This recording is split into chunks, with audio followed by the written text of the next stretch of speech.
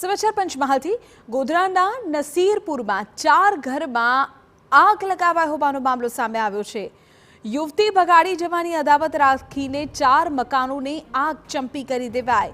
25 દિવસ પહેલા ખોજેલવાસા ગામની યુવતીને નસીરપુરનો એક યુવક ભગાડી ગયો હતો। યુવતીના સગા સંબંધીઓ ઘાતક હથિયારો સાથે ગામમાં ધસી આવ્યા હતા। એક મહિલા પર ધારિયા વડે હુમલો કરતા તેને માથાના ભાગે ગંભીર ઈજા પહોંચી છે। ધમકી આપી ભયનો માહોલ ફેલાવ્યો અને પછી ઘરને આગ લગાડી દેવાઈ। હુમલો કરનારા શખ્સો સામે તાલુકા પોલીસ મથકે હવે ફરિયાદની તજવીજ હાથ ધરાઈ છે। ઈજાગ્રસ્ત મહિલા સારવાર અર્થે હોસ્પિટલ ખસેડાઈ છે।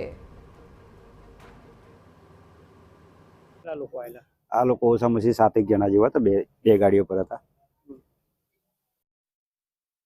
આ લોકો કેવું કાગળથી બપોરના કંઈક ધમકી આવી કે ભાઈ અમને આટલા સમયમાં 4 વાગ્યા સુધી છોકરી આપી દઈશું, નહીં આપી જાય પછી અમે ઘરે હળગાવી દઈશું।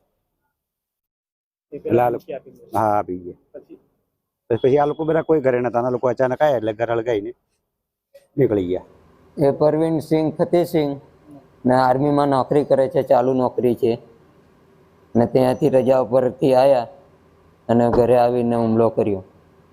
ગામમાં છોકરો છોકરી લઈને એમની જતો રહ્યો છે, એવી પરિસ્થિતિ એ લોકોએ કર્યો।